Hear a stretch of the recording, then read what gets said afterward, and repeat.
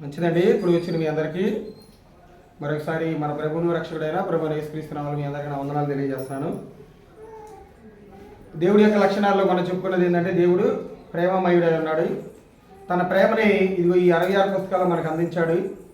ఈ అందించినటువంటి 66 పుస్తకాల్లో ప్రతి లేఖన భాగం కూడా, ప్రతి వచనం కూడా మనకి చాలా అర్థమైనటువంటి రీతిలో, చాలా స్పష్టమైన రీతిలో దేవుడు మన కోసం రాయించాడు. ఎక్కడ నేను సరిగ్గా రాయించకపోతే, ఎక్కడ నేను సరిగ్గా వాళ్ళకి అర్థమయ్యే రీతిలో నేను వాళ్ళకి అందించకపోతే, ఎక్కడ వాళ్ళు దారి తప్పి జీవిస్తారేమోనని ప్రతి మాటను కూడా దేవుడు మనకి ఎలా తెలియజేశాడంటే, చాలా స్పష్టంగా, చాలా క్షుణ్ణంగా ఒక వ్యక్తి ఎలా జీవించాలి, ఒక వ్యక్తి దేవుళ్ళలోకి ఎలా రావాలి, ఒక వ్యక్తి దేవుళ్ళలోకి వచ్చిన తర్వాత తన జీవితాన్ని ఎలా కట్టుకోవాలి, తర్వాత ఒక వ్యక్తి వచ్చిన తర్వాత తన కుటుంబాన్ని దేవుళ్ళలోకి ఎలా నడిపించుకున్నటువంటి కుటుంబం అనేది ఎలా కొనసాగాలి దేవుళ్ళు అనేటువంటి మాటల్ని, కొంతమంది జీవితాలని దేవుడు మనకి చాలా స్పష్టంగా రాయించి 66 గ్రంథాలు మనకు పొందుపరిచాడు. కాబట్టి అంత ప్రేమ దేవుడు మన మీద కుమ్మరిస్తున్నప్పుడు మనం ఏం చేయాలో తెలుసు. మనం ఏం చేయాలంటే, ప్రతి వారం చెప్తున్నట్టుగానే ఇంత గొప్ప గ్రంథాన్ని ఇచ్చినటువంటి దేవుడికి మనందరం కూడా కృతజ్ఞతాస్తుతులు అనేవి చెల్లించాలి. ఎందుకంటే ఈ రకమైనటువంటి పుస్తకం అనేది ఈ యొక్క ప్రపంచంలో ఎక్కడ కూడా లేదు. ఒక మనిషి ఎలా జీవించాలి, ఎలా బ్రతకాలి, ఎలా జీవిస్తే పరిశుద్ధుడిగా, నీతిమంతుడిగా, యథార్థవంతుడిగా పిలువబడతాననేటువంటి మాటలు అనేవి ఏ గ్రంథంలో ఉండవు నాకు తెలిసినంత వరకు. కానీ దేవుడు ఈ గ్రంథంలోనే మనకు తెలియజేశాడు. ఈ గ్రంథాన్ని బట్టి మనకి మన నీతిమంతులుగా, యథార్థవంతులుగా, పరిశుద్ధులుగా మనందరమే పిలువబడుతున్నాం. దాన్ని బట్టి దేవుడికి మనందరం కూడా ఎంతో కృతజ్ఞతా భావం కలిగి ఉండాలి.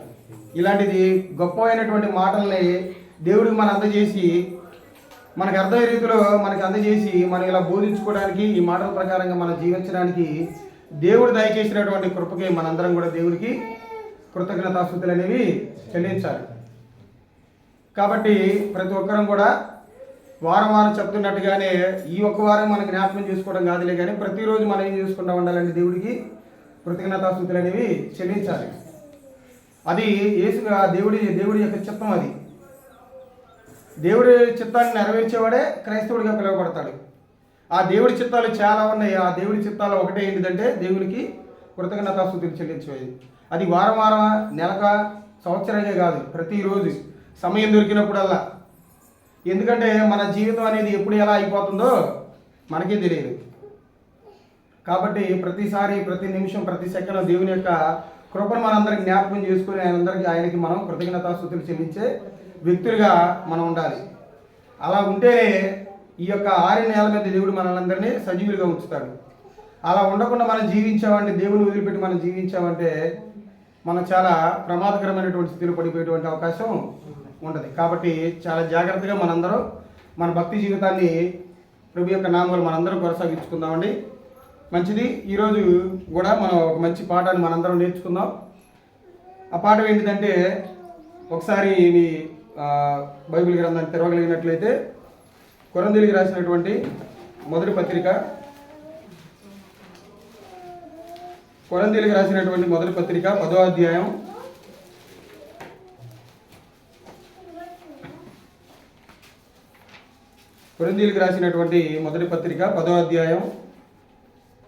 12వ వచనంలో ఒక మంచి మాట తెలియజేస్తున్నాడు. చూడండి. తాను నిలుచుచున్నానని తలంచుకొనివాడు పడకుండునట్లు జాగ్రత్తగా చూచుకొనవలెను. అంటే ఈ యొక్క వచన లేఖన భాగాన్ని మనం ఈరోజు ధ్యానించబోతున్నాం. చాలామంది ఈ రకంగా ఆలోచిస్తూ ఉంటారు. దేవుడిలోకి మనం వచ్చిన తర్వాత, బాప్తీసం తీసుకున్న తర్వాత, ఇక నేను దేవుడికి కుమారుడిగా అయిపోయాను, దేవుని వారసుడిగా అయిపోయాను, నాకు ఇంకే ఇబ్బంది లేదనుకుంటూ ఉంటారు. బాప్తీసం అనేది ఏంటంటే, దేవుడిలోకి రావడానికి ఒక మెట్టే. మొదటి మెట్టు ఎక్కామంతే బాప్తీసం ద్వారా. ఇంకా మనం చేయాల్సినటువంటి దైవ కార్యాలు చాలా ఉన్నాయి. బాప్తీసం తీసుకున్నంత మాత్రాన మనకి పరలోకం అనేది, దేవుని రాజ్యం అనేది రాదు.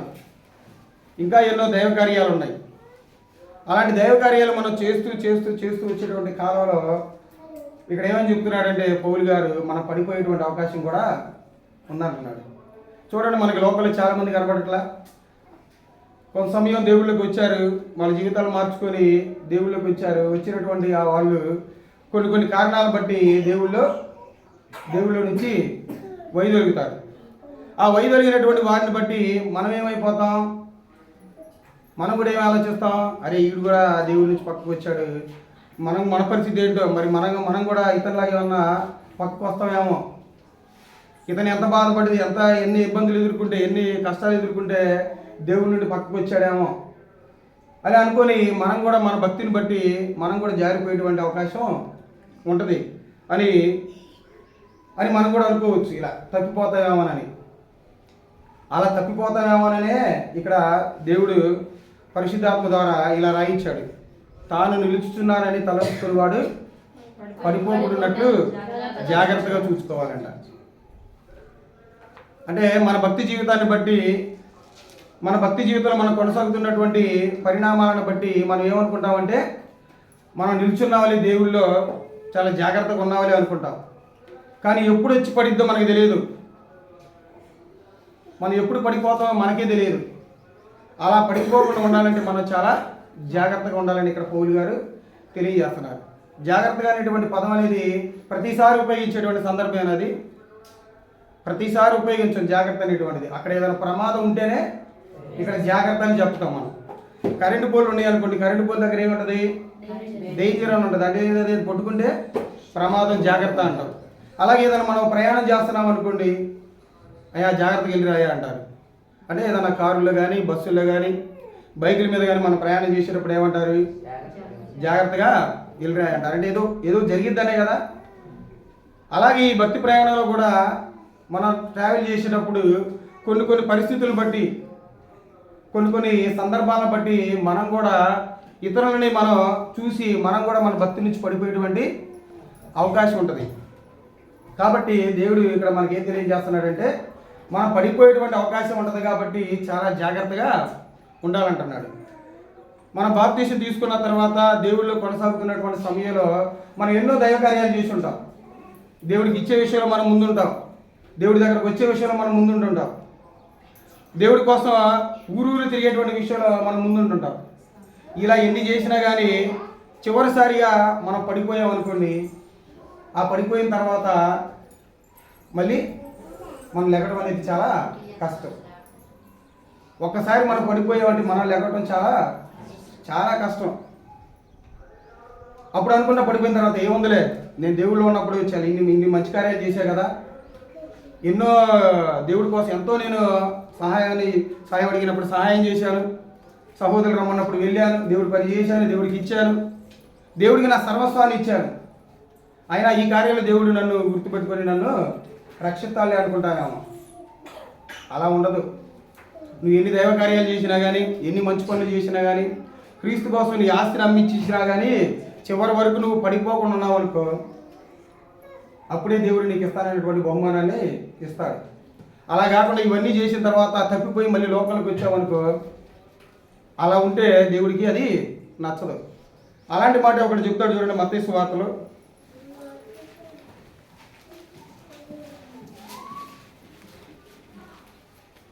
మత్తయి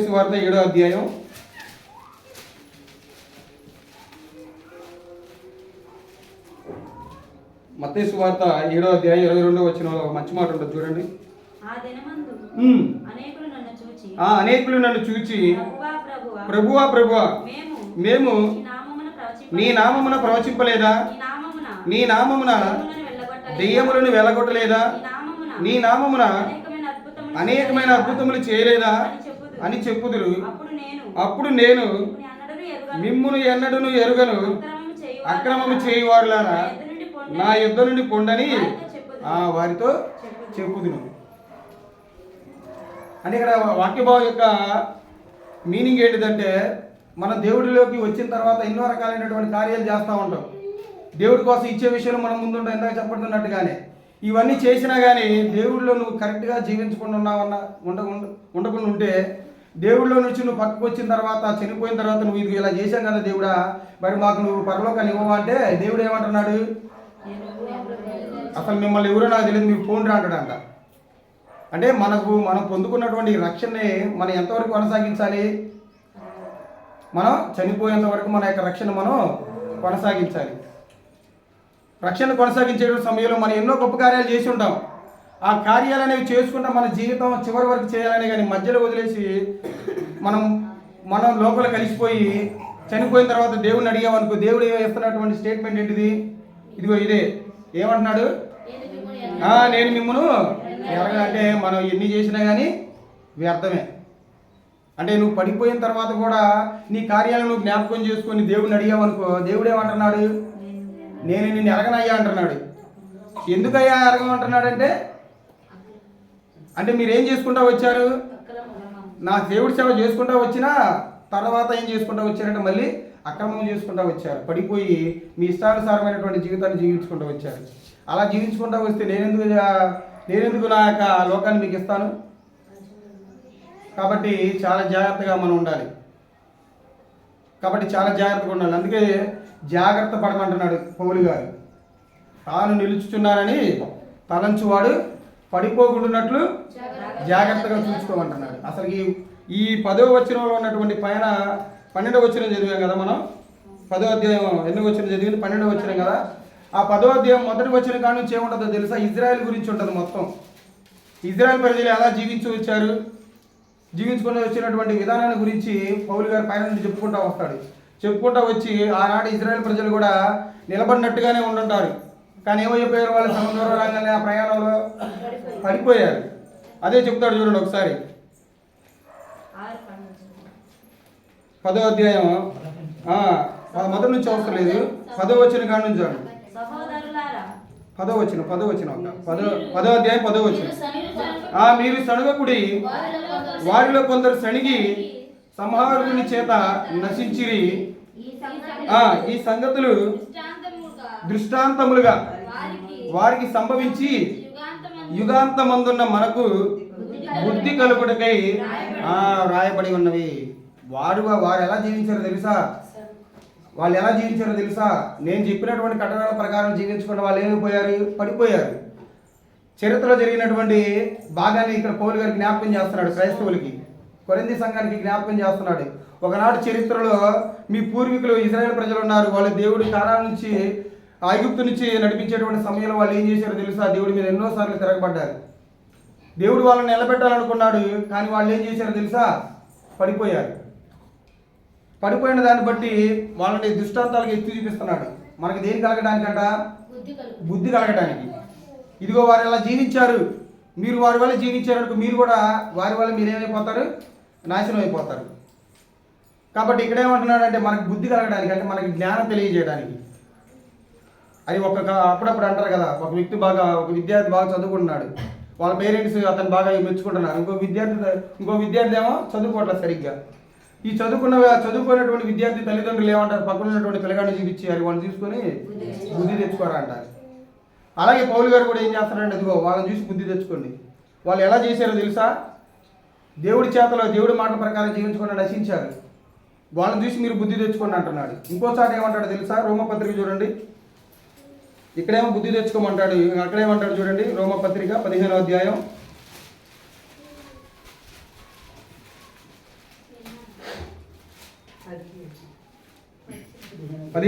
4వ వచనంలో ఒక మంచి మాట అంటాడు చూడండి. ఏలైనగా ఓర్పు వలనను లేఖనముల వలనని ఆదరణ వలనను మనకు నిరీక్షణ కలుగుటకై పూర్వమందు రాయబడినవన్నయు మనకు బోధ కలుగు నిమిత్తము. అక్కడేమన్నాడు? బోధ కలుగు నిమిత్తం అన్నాడు, బుద్ధి కలుగు నిమిత్తం అన్నాడు. ఇక్కడేమన్నాడు? బోధ కలుగు నిమిత్తం అన్నాడు. అంటే అవి మీకు బోధిస్తున్నాయి. అక్కడేమో బుద్ధి చెబుతున్నాయి అంటున్నాడు పౌలు గారు. ఇక్కడేమంటున్నాడు పౌలు గారు? మీకు బోధ కలుగుతున్నాయి. పూర్వమందు రాయబడినటువంటి సంగతులన్నీ మీకు బోధ కలిగే నిమిత్తంగా రాయబడి ఉన్నాయి. అలా వారిలాగా మీరు జీవించారనుకోండి, మీరు కూడా వారిలాగా ఏమైపోతారు? నశించిపోతారు. కాబట్టి జాగ్రత్తగా ఉండండి. తాను నిలుచున్నానని తలంచుకునేవాడు పడిపోతాడు. మరి ఎలాంటి విషయాలు ఇప్పుడు ఉన్నటువంటి క్రైస్తవులు పడిపోతారు? మెయిన్గా ఇప్పుడున్నటువంటి క్రైస్తవులు ఎలాంటి బలహీనతలు బట్టి వాళ్ళు పడిపోయేటువంటి అవకాశం ఉంటుంది? మెయిన్గా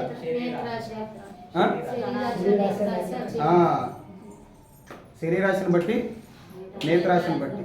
అంటే పూర్వమందు కూడా ఇలాంటి ఆశలు కలిగి జీవించిన వాళ్ళు మొదటగా బాగా బలంగా నిలబడ్డారు. బలంగా నిలబడినటువంటి వ్యక్తులు ఏమైపోయారు? ఆ సాతానుగాడు చూపించేటువంటి ఆశలకు ఏమైపోయారు? వాళ్ళు లొంగిపోయారు. స్త్రీ వ్యామోహంలో పడిపోయినటువంటి వ్యక్తులు ఇప్పుడు కూడా చాలామంది పడిపోవడానికి గల కారణం ఏంటిదంటే నేత్రాశ. కళ్ళు ఒక అమ్మాయిని చూడగానే బాగా అట్రాక్ట్ అయిపోయి ఏమైపోతున్నారంటే పడిపోతున్నారు. అలా స్త్రీలకు దాసోహం అయిపోయి చాలా బలవంతులు ఎంత బలహీనం అయిపోయారో తెలుసా పూర్వం ముందు. అలాంటి దృష్టాంతాలు బైబిల్ గ్రంథంలో పూర్వం ముందు రాయబడి ఉన్నాయి అన్నాడు కదా. పూర్వం ముందు ఏ గురించి రాయబడి ఉన్నాయి తెలుసా? ఆనాడు కాలంలో ఉన్నటువంటి సంసోన్ గారు ఉన్నాడు. సంసోన్ గారు ఉన్నారు. ఎలా జీవించాడు? ఎంత గొప్ప వ్యక్తి అయినా, మామూలు వ్యక్తి కాదు అసలు. ఎంత బలవంతుడో తెలుసా? ఆయనకు జీవిత చరిత్రను తెలుసుకుంటే మనకి ఆయన ఎలా జీవించాడో అది మొదటిగా దేవుడి కోసం మనకు అర్థమైపోతుంది.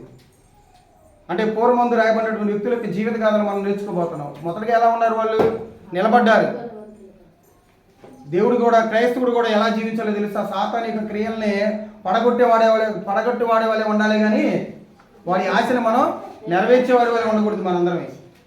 అందుకనే మనం ఒక ఎగ్జాంపుల్గా ఒక వ్యక్తి యొక్క జీవిత గాథను మనం ఆలోచన చేస్తే చాలా బాగుంటుంది. మొదటగా ఎవరు చూడొచ్చు అంటే స్త్రీ యొక్క వ్యామోహంలో పడి మొదటిగా స్టాండర్డ్గా ఉన్నటువంటి వ్యక్తి ఏమైపోతాడంటే పడిపోతాడు. ఆ వ్యక్తుల్లో మొదటి వ్యక్తి ఎవరంటే సంసోన్ గారు. ఎంత బలవంతుడో తెలుసా? అసలు ఆయన పుట్టక ముందే దేవుడు అతనికి వాళ్ళ తల్లిదండ్రులకి దేవదూత ద్వారా వాళ్ళ తల్లిదండ్రులకి తెలియపడతాడు. వాళ్ళ అమ్మ గొడ్రలై ఉంటుంది. దేవదూత వచ్చి చెప్తుంది, నీ గర్భం ధరించబోతున్నావమ్మా. ఆ గర్భం ధరించేటువంటి వ్యక్తి దేవునికి నాజీరు చేయబడినటువంటి వ్యక్తి అంట. నాజీరు చేయబడిన వ్యక్తి అంటే కింద ఫుట్ కోర్టులో ఏముంటుంది చూడండి ఒకసారి. వ్రతం అని ఉంటుంది. న్యాయాధిపతుల గ్రంథం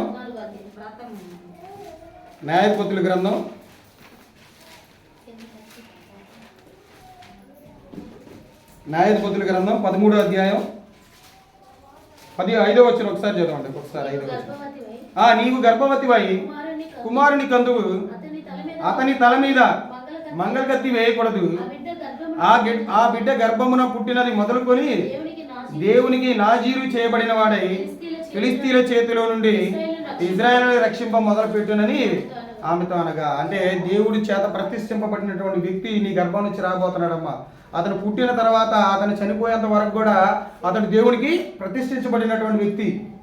అతని తల మీద మంగళకత్తి పెట్టకూడదు, అంటే సవరం చేయించకూడదు. హెయిర్ కూడా అతను ఏం చేయకూడదు, కట్ చేసుకోకూడదు. నా జ్ఞాపకంగా అతను జీవించబోతున్నాడు అని అలాంటి వ్యక్తిని నీ గర్భాన్ని ఇస్తున్నాను, చాలా జాగ్రత్తగా పెంచాలమ్మా అని చెప్పినప్పుడు అతను బయటకు వచ్చిన తర్వాత ఏం చేయాలి? అంత బలవంతుడైపోతాడంటే మామూలు బలవంతుడు కాదు.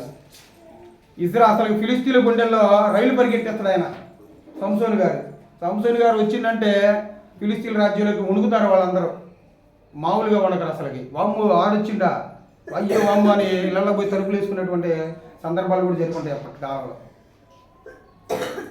ఫిలిస్తీన్ల గుండెలో సింహస్వప్నం ఆయన నించున్నాడు ఆయన అసలుకి ఒకప్పటి కాలంలో. ఒకసారి తన తల్లిదండ్రులు తీసుకొని తిమ్మనాథ్కి వెళ్ళేటప్పుడు మార్గం మధ్యలో అతనికి సింహం కనబడింది. ఎలాంటి ఆయుధం లేకుండా, ఎలా జడియకుండా ఏం చేస్తాడో తెలుసా? తన నోరుని, ఆ సింహం యొక్క నోరుని ఏం చేస్తాడో తెలుసా? చేతులతో చీలుస్తుడు ఆయన. అంత బలవంతుడు ఆయన, సింహాన్ని చీలుస్తుడు. ఇంకో ఏం చేస్తాడో తెలుసా? 300 నక్కలను పట్టుకుంటాడు. అసలు ఒక నక్క పట్టుకోవడానికి ఎంత కష్టపడాలో తెలుసా? 300 నక్కలు పట్టుకొని వాటి తోకలు కట్టి ఆ తోకల మధ్యలో ఏం చేస్తాడో తెలుసా? దివిటీలు పెడతాడు. దివిటీలు అనేది పైన కాలుతా ఉంటుంది, కింద కర్ర లాంటిది ఒకటి ఉంటుంది. దాన్ని పెట్టి ఆ ఫిలిస్తీన్ల పొలాలు ఉంటాయి కదా, ఆ పొలాల్లోనికి వదులుతాడు. వదిలినప్పుడు ఆ పంట పొలాలు మొత్తం నాశనం అయిపోతాయి. 300 నక్కలను పట్టుకొని ఆయన ఆ పని చేస్తాడు. అంత బలవంతుడు చూడండి. ఒక్కడే 300 నక్కలను పట్టుకొని ఒక్కడే వాటి కాళ్ళు, వాటి యొక్క తోకలు కట్టి ఆ తోకల మధ్య దివిటీలు పెట్టి ఫిలిస్తీన్లను నాశనం చేయాలని, వాళ్ళ పంట పొలాలను నాశనం చేయాలని ఏం చెప్తాడంటే 300 నక్కలు వాళ్ళ పంట పొలాలు చేసేసరికి సాయంత్రం వదులుతాడు, పొద్దున కాలం మొత్తం నాశనం అయిపోతాయి. ఇలా చేస్తున్నటువంటి సమయంలో వాళ్ళలో కొంతమంది పట్టుకుంటారు. సంసోన్ గారు చిక్కినప్పుడు అతని కాళ్ళు చేతులు కట్టేసి ఫిలిస్తీన్ల దగ్గర తీసుకెళ్ళినప్పుడు ఫిలిస్తీన్లు చాలా ఆనందపడతారు. ఒక సమయంలో చుక్కుతాడు ఆయన. అతని కాళ్ళు చేతులు కట్టేసి ఫిలిస్తీన్ల దగ్గర తీసుకెళ్తారు. ఇంకా ఫిలిస్తీన్లు ఆనందపడతారు. చిక్కారు మన శత్రువు, మన చంపేద్దాం పదాన్ని పోయే లోపల వాళ్ళు వచ్చేసరికి ఏం చేస్తారో తెలుసా? ఒక మాట ఉంటుంది, ఎండిపోయినటువంటి అతని కాళ్ళకి చేతులకి సంఖ్యలు వేస్తారు. ఎండిపోయిన తాళ్ళు ఎలాగైతే అట్లా పెట్టి లాగితే అట్ట వస్తాయో అట్లా సంఖ్యలను ఏం చేస్తాడు ఆయన? అట్లా దింపుతుడు. చిన్న తాడుని దింపినాడు, దారాన్ని దింపినట్టు దింపుతుడు ఆయన. అంత బలవంతుడు ఆయన. అంత బలవంతుడు అంతని చంపడానికి అప్పుడు ఎంతమంది వస్తారు తెలుసా? 1000 మంది వస్తారు. 1000 మంది వచ్చినప్పుడు గాడిద దవడం కదా, అప్పుడే చనిపోయినటువంటి గాడిద దవడం తీసుకుని ఏం చేస్తాడు తెలుసా? ఆయన 1000 మందిని ఎంత బలవంతుడు చూడండి. ఆయన మామూలు బలవంతుడు కాదు. ఒక్కని కాదు, ఇద్దరిని కాదు, 100 మందిని కాదు, 200 మందిని కాదు, ఒక్కడే 1000 మందిని చంపుతాడు. దేంతో? ఆయుధం కూడా ఉండదు అతని చేతిలో, ఉండదు, గన్ను ఉండదు, కత్తి కూడా ఉండదు అతని చేతిలో. దవడ తీసుకొని ఆ గాడిద దవడ తీసుకొని 1000 మందిని చెప్పిండంటే ఆలోచించండి. సినిమాల్లో 100 మందిని చెప్తే ఓ మగధీరుడు అంటాడు. 100 మంది చెప్పిన వాళ్ళు మగధీరుడు అంటే ఏమనాలి మరి? ధీరుడికే ధీరుడు అనాలిగా మరి. అతనికంటే ఇతను సంసోను గారు 9 రెట్లు ఎక్కువ, 9 రెట్లు ఎక్కువ మందిని ఒక్కడే చంపేశాడు. అంతటి బలవంతుడు సైతం ఎక్కడ పడిపోయాడు? స్త్రీ దగ్గరకు వచ్చేసరికి తన బలాన్ని మొత్తాన్ని వదిలేసుకున్నాడు. ఆమెకాడ వదిలేశాడు. తన బలం ఎక్కడుందో, తన సీక్రెట్ ఎక్కడుందో ఏం చేశాడు తెలుసు? ఆమె దగ్గర చెప్పేశాడు. చెప్పేయగలనే ఎమ్మట ఏమైపోతాడు చూడండి. ఒక మాట ఉంటుంది,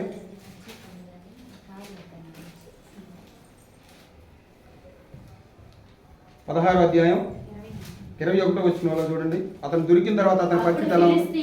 అప్పుడు ఫిలిస్తీయులు అతన్ని పట్టుకొని అతని కన్నులను ఊడదీసి గాజాకు అతన్ని తీసుకుని వచ్చి ఇత్తడి సంఖ్యల చేత అతన్ని బంధించిరి. అతడి బందీ గృహంలో తిరుగలి విసురువాడాయను. అయితే అతడు క్షౌరము చేయబడిన తర్వాత అతని తల వెంట్రుకలు తిరిగి, అది చూడండి, తిరుగలి విసురువాడు. ఎంత బలవంతుడైనా కానీ తన సీక్రెట్ని ఆ స్త్రీకి చెప్పేసరికి వాళ్ళందరూ ఏం చేశారు తెలుసు? అతను పట్టుకొని గుండి చేశారు. అప్పుడు ఆయనకున్నటువంటి బలవంతం ఏమైపోయిందంటే పోయింది. అందుకే అన్నాడు ఎంత బలవంతుడైనా కానీ.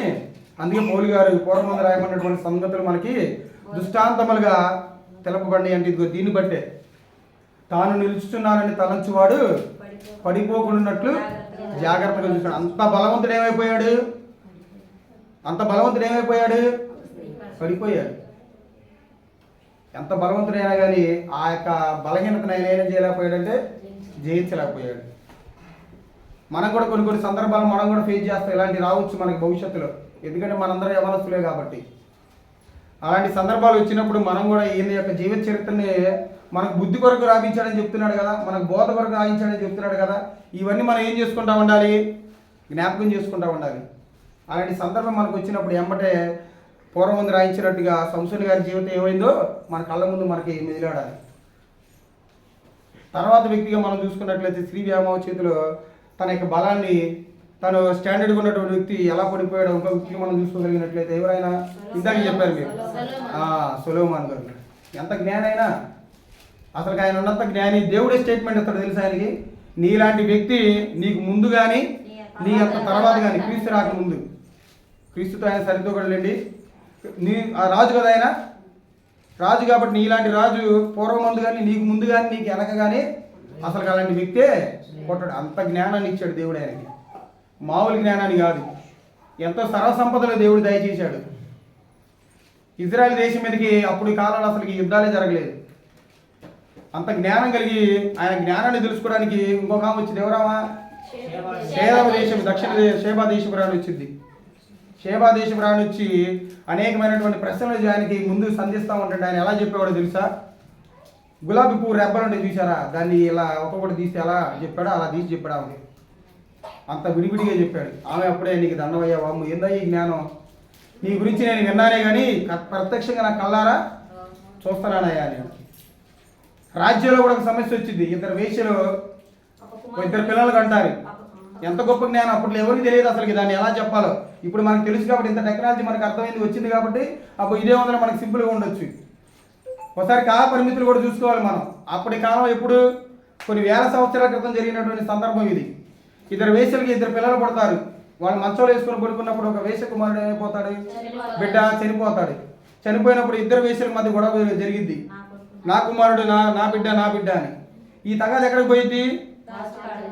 సొలొమోను గారి రాజు దగ్గరికి వెళ్ళింది. అందరూ ఆశ్చర్యపోతా ఉంటారు, ఏం చెబుతాడు మరి ఇప్పుడు వాళ్ళ కుమారుడు ఆ బిడ్డ ఎవరి కుమార్తె ఎవరి బిడ్డ అని ఎలా చెబుతాడని అందరూ ఆశ్చర్యపోతా ఉన్నారు. ఇద్దరు పోయి రాజా ఇది ఈ బిడ్డ నా బిడ్డ అంటే ఆ బిడ్డ నా బిడ్డ అని చెప్పుకుంటా ఉన్నారు. ఏం చేస్తారని అక్కడ కూర్చున్న వాళ్ళందరూ ఆశ్చర్యపోయి చూస్తూ ఉన్నారు. ఒకసారిగా తన సేవకుని పిలిపించి ఒక పెద్ద కత్తిని తెచ్చి తన బిడ్డను 2 ముక్కలుగా చేయమన్నాడు. 2 ముక్కలుగా చేసి చెరొక ముక్కలు ఇద్దరికి పంచండి అని చెప్పిండు. ఎమ్మటే కన్నతల్లి ఉంటుంది కదండి, అక్కడ కన్నతల్లి ఎమ్మటే పోయి రాజుగారి మీద పడి, రాజా అట చేయొద్దు అది ఆ బిడ్డనే ఆమెకి ఇచ్చేయండి అక్కడ. ఎమ్మటే సొలొమోను గారు అంటారు ఏమని, ఈ బిడ్డ బతికున్న బిడ్డ నీదే అంటే కన్న బిడ్డ తీపి తనకి తెలియదా ఎవరి బిడ్డ ఏ బిడ్డ అనేది.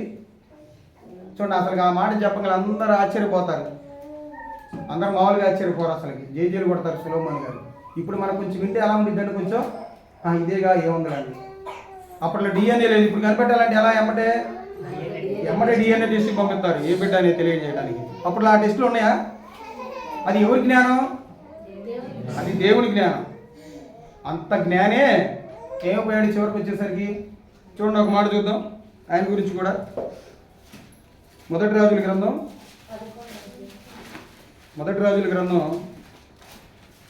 3వ అధ్యాయం 12వ వచనంలో ఒక మాట ఉంటుంది.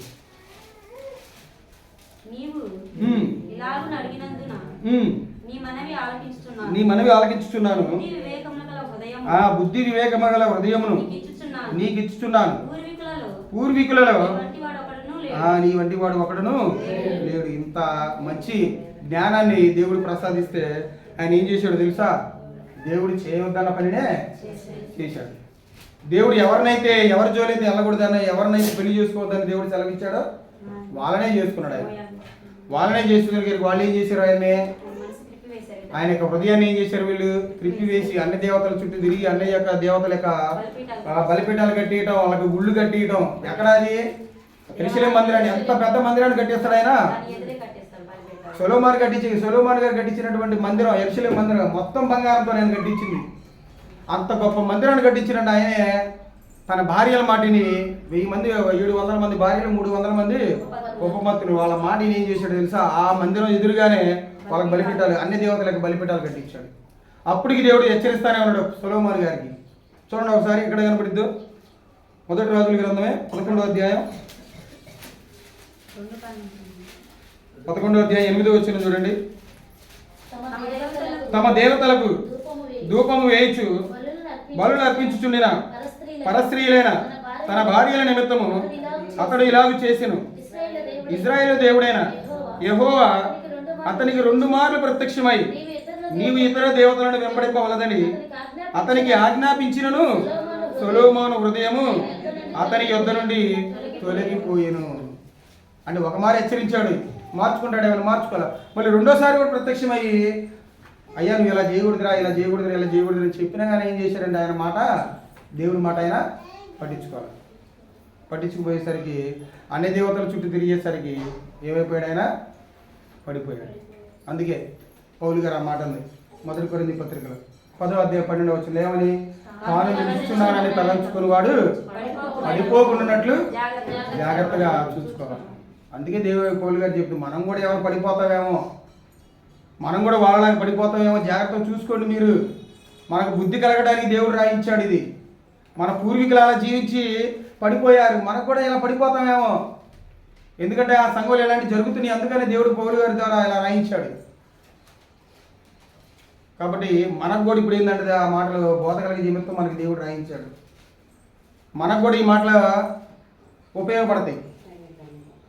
ఇలా వీళ్ళిద్దరు కూడా ఏం చేశారంటే దేవుళ్ళు మొదటగా గట్టిగా నిలబడ్డారు, తర్వాత ఏమైపోయారంటే వాళ్ళ యొక్క బలహీనతలు ఛేదించలేక పడిపోయారు. అలాగే ఇంకొక రెండో పద్ధతి ఏంటో తెలుసా? ఇంకా దేని నిమిత్తం మనం పడిపోవచ్చు అంటే డబ్బు నిమిత్తం పడిపోవచ్చు, ధనాపేక్ష నిమిత్తం కూడా మనం పడిపోవచ్చు. ధనాపేక్ష నిమిత్తం పడిపోయినటువంటి వ్యక్తులు కూడా ఉన్నారు బైబిల్ గ్రంథంలో. మొదటిగా మన పాత నిబంధన గ్రంథంలో ఒక వ్యక్తిని చూసుకుంటే గేహజీ పడిపోలేదా డబ్బుల నిమిత్తం? ఎలీషా సేవకుడు, ఎలీషా కింద సేవకుడు అంటే ఎలా ఉంటాడో తెలుసా? సేవకుడు తర్వాత సేవకుడు అంటే ఏంటిది? సేవకుడి యొక్క లక్షణాలు ఎవరిలో ఉంటాయంటే తన పక్కన ఉన్నటువంటి తన పక్కన ఉన్నటువంటి వ్యక్తి దగ్గరే ఉంటాయి. అలాంటి లక్షణాలు కలిగి జీవించవలసినటువంటి ఆ గేహజీ ఏమైపోయాడంటే తన డబ్బు నిమిత్తం పడిపోయాడు.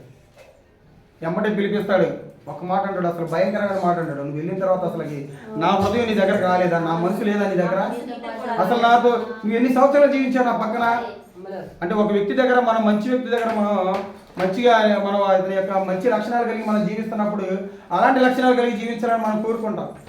కానీ గెహజీల లక్షణాలు కనపడ్డాయి అంటే లేదు.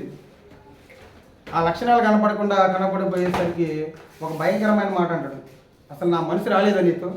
ఇన్ని సంవత్సరాలు నాతో ఉన్నావు కదయ్యా, ఇన్ని సందర్భాలు చూసి ఉంటాను నన్ను, నేను ఎక్కడైనా చేయజాపానా? నువ్వు నా పక్కనే ఉండుంటావుగా, ఎందుకు ఈ ఇప్పుడు డబ్బులు సంపాదించుకునే సమయం ఇది అని ఏం చేశాడంటే అసలు అతనికి రావాల్సినటువంటి దృష్టిని. అలాగే కొత్త నిబంధన గ్రంథంలో కూడా వ్యక్తి ఉన్నాడు, ఆయన కూడా ఎవరో కాదు, ఇస్కరియోతు యోధువ, యేసుక్రీస్తు వారి 12 మంది శిష్యుల్లో ఒక ఆయన. ఎంత బాగా పరిచయం చేశాడో తెలుసా? మొదటగా క్రీస్తు వారి చుట్టే తిరిగాడు 3.5 సంవత్సరాలు. క్రీస్తు వారు చేసే బోధనలు ఉన్నాడు, ఆయన మాటలు విన్నాడు, ఆయన జీవించేటువంటి విధానాన్ని చూశాడు, ఆయన జీవితంలో జరిగినటువంటి కొన్ని సందర్భాలను చూశాడు, ఎన్నో గొప్ప గొప్ప కార్యాలు చూశాడు, ఆయన అద్భుతాలు కూడా చేశాడు ఆయన. అయినా కానీ ఏం చేశాడంటే డబ్బు దగ్గరకు రాగానే 60 వెండి నాణ్యాలకి లోకరక్షకులే 30 వెండి నాణ్యాలు క్షమించాడు 30 వెండి నాణ్యాలకి లోకరక్షకుని ఏం చేశాడు? అప్పగించాడు. ఎందుకు ఇవన్నీ రాయించాడంటే దేవుడు మనకి ఏం కలగడానికి? బుద్ధి కలగడానికి, మనకు బోధ కలగడానికి, మనం ఏమైనా పడిపోతామని ముందుగానే దేవుడు రాయించాడు. కాబట్టి చాలా జాగ్రత్తగా ఉండాలి మనం. ఆనాడు వీళ్ళ ఇద్దరిని జ్ఞాపకం చేసుకోవాలి మనకు కొన్ని సందర్భాలు మనం ఎదుర్కొన్నప్పుడు. అలాగే డబ్బు విషయంలో మనం ఏమైనా పడిపోతున్నాం, వీళ్ళిద్దరి విషయంలో మనం జ్ఞాపకం చేసుకుంటూ ఉండాలి. ఎంత శిక్షకు పాత్రలు అయ్యారు. యాజకి ఏమొచ్చింది? కుష్ఠరోగం వచ్చి ఇతను ఏం చేశాడు? తనకు తాను ఉరేసుకొని చనిపోయాడు. తప్పు తెలుసుకున్న తర్వాత కూడా ఏం చేశారంటే ఇంత మంచి వ్యక్తిని నేను పట్టించింది అని ఏం చేశారంటే ఆయన తట్టుకోలేక తన యొక్క పాపాన్ని జ్ఞాపకం చేసుకొని తట్టుకోలేక ఉరేసుకొని చనిపోయాడు. చూడండి, వీళ్ళందరూ ఇంకా చాలా మంది ఉన్నారండి. దావీదు గారు లేరా? దావీదు గారు ఎలా ఉన్నాడు? ఫస్ట్ ఎక్కడో గొర్రెలు కాసుకునేవాడిని తీసుకొచ్చి కొండ మీద నిల్చోబెట్టింది దేవుడు, ఇజ్రాయెల్ ప్రజల మీద రాజుగా. ఏం చేశాడు? తన నేత్రాశిని బ్రహ్మాండంగా జీవించాడు. దేవుడు స్టేట్మెంట్ కూడా ఇచ్చాడు దావీదు గారికి, ఏమని? నా ఇష్టానుసారుడైనటువంటి మనుషుడు అన్నాడు. నా ఇష్టాన్ని నెరవేర్చేటువంటి వ్యక్తి ఎవరో తెలుసా? దావీదే అన్నాడు. అలాంటి వ్యక్తి కూడా ఏమైపోయాడు? పడిపోయాడు. సౌలు గారు పడిపోలేదా? మొట్టమొదటి రాజు, ఇజ్రాయెల్ రాజు. ఎంత గొప్ప ఆధిక్యతని ఇచ్చాడు దేవుడు ఇజ్రాయెల్ ప్రజల మీద రాజుగా. నియమించి ఏమైపోయాడు? ఆయన కూడా ఏం చేశాడు? అసలు ఆ దేశాన్ని వెళ్ళి మొత్తాన్ని నాశనం చేయమంటే మంచిగా బాగా శ్రేష్టమైనటువంటి వాడిని తీసుకుని పక్కన తెచ్చి పెట్టుకుంటాడు. దేవుడు అతనికి స్వప్నం ఉంది రాకపోతే చిల్లంగితనం వాళ్ళ దగ్గరికి వెళ్ళి దేవుడి ప్రత్యక్షంగా కోరుకుంటాడు. అలా మొట్టమొదటిగా బాగా ఉన్నటువంటి వ్యక్తులు ఏమైపోయారంటే పడిపోతున్నారు. అంత గొప్ప వ్యక్తులు పడిపోతున్నప్పుడు మనం పడిపోయే అవకాశం ఉండదంటే కన్ఫామ్గా ఉంటుంది. కాబట్టి అందుకే మనకి దేవుడు ఏం చెప్తున్నాడంటే మీరు జాగ్రత్తగా ఉండండి. ఇవన్నీ మనకు బుద్ధి కలగడానికి దేవుడు రాయించాడు, బోధ కలగడానికి దేవుడు రాయించాడు. కాబట్టి మన అందరం చాలా జాగ్రత్తగా ఉండాలి. అలాగే పౌలు గారు కూడా ఒక గొప్ప మాట అంటాడు, ఇంతమంది ప్రకటించి ఇన్ని చేసి నేనేమన్నా భ్రష్టునైపోతానేమో. ఎన్నో గొప్ప కార్యాలు చేశాడు, ఎంతో సేవ చేశాడు ఆయన, ఎన్నో ఇబ్బందులు ఎదుర్కొన్నాడు, ఎన్నో కష్టాలు ఎదుర్కొన్నాడు. అయినా కానీ ఏమన్నాడు? చివరికి వచ్చేసరికి ఇన్ని చేసినా కానీ నేను భ్రష్టునైపోతానేమో, ఇతరులు ప్రకటించి నన్ను నేనే భ్రష్టునైపోతానేమోనని తన యొక్క శరీరాన్ని ఆయనే నలగొట్టుకున్నాడు అన్న. పోయిన వారం సబ్జెక్ట్ అదే కదా మంది. ఎవరు నీ శత్రువు? ఎవరు మన శత్రువు? మన శరీరమే మన శత్రువు అని. కాబట్టి పౌలు గారు ఎప్పుడు కూడా తన జీవితంలో ఛాన్స్ ఇవ్వాల, ఏ సందర్భంలో కూడా ఛాన్స్ ఇవ్వాల. పౌలు గారు ప్రతి ఒక్క విషయంలో ఏం చేసుకుంటా వచ్చాడంటే శరీరాన్ని నలగొట్టుకుంటానే వచ్చాడు. పడిపోతానేమోనని, దేవుడి నుంచి వేరైపోతానేమోనని, దేవుడి నుంచి విడిపోతానేమోనని, ఈ శరీరం ద్వారా నేను దేవుడిని మయంపరచలేమని అనుకొని నలగొట్టుకుంటానే వచ్చాడు, పడిపోతానేమోనని. కాబట్టి మనం కూడా ఇలాంటి జీవితాన్ని జీవించినటువంటి వ్యక్తుల పట్ల మనం కూడా బుద్ధి తెచ్చుకొని జీవించాలి.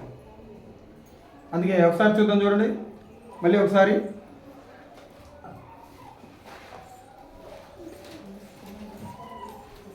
కొరింథీయులకు రాసినటువంటి మొదటి పత్రికే 10వ అధ్యాయం 12వ వచనం. తాను నిలుచుచున్నానని తలంచుకొనివాడు పడకుండానట్లు జాగ్రత్తగా చూసుకొని వెళ్ళడం. సాతాను కూడా అవసరం మన దగ్గరికి ఏదో ఒక వల వేసుకొని ఆ వలలో మనం చిక్కామా, అయిపోయారు. అలా పడకుండా ఉండాలంటే ఒక మాట చెబుతున్నాడు చూడండి, పేతురు గారు రాసినటువంటి మొదటి పత్రిక. మళ్ళీ ఇలా పడిపోకుండా ఉండాలంటే ఒక మాట చెప్తున్నాడు పేతురు గారు రాసినటువంటి మొదటి పత్రిక 5వ అధ్యాయం 8వ వచనంలో ఏమన్నాడు చూడండి. నిబ్బరమైన బుద్ధి గలవారై మెలకువగా ఉండుడి, మీ విరోధి అయిన అపవాది గర్జించు సింహము వలె ఎవరిని మింగుదరా అని వెతకచ్చు తిరుగుతున్నాడు. వాడు తిరుగుతాడు, ఇంకా ఎవడెవడు తిరుగుతాడు, వాడికి ఏదో కాశీ చూపించి పడేద్దామని వాడు తిరుగుతానే ఉంటాడు.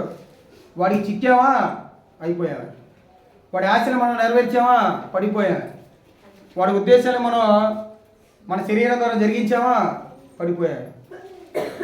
వాడు ఎవరంట, గర్జించు సింహం వలె తిరుగుతుండంట. కాబట్టి మనం ఎలా ఉండాలి, నిబ్బరమైన బుద్ధి గల వాళ్ళే ఉండాలి మనందరం.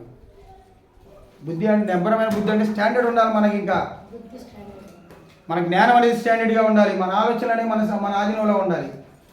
అలా మన ఆధీనంలో ఉన్నప్పుడు మాత్రమే మనం ఆ సాతాన్ని కానీ మనం జయించగలం. ఆ నిబ్బరమైనటువంటి బుద్ధి మనకు లేదనుకోండి, పడిపోతాం వాడి వలలో.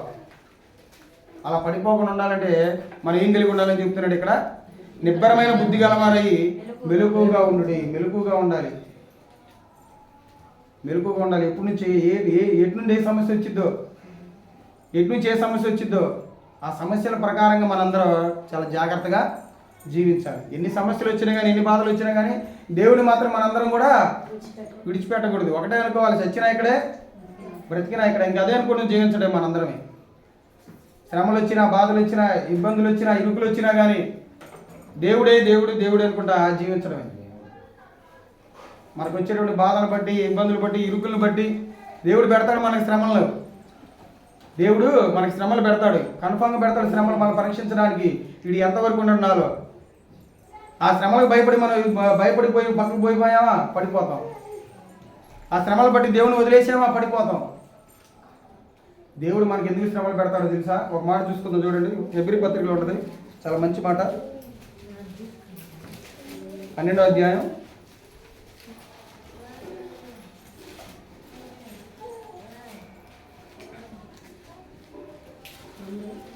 12వ అధ్యాయం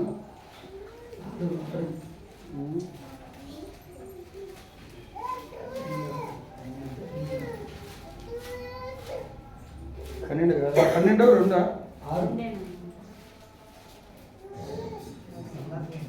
అదే తాను ప్రేమించు వారిని, అదే 6వ వచనం చూడండి, 5వ వచనం. నా కుమారుడా, ప్రభువు చేయి శిక్షను తృణీకరించకము, ఆయన నిన్ను గద్దించినప్పుడు విసుగకము.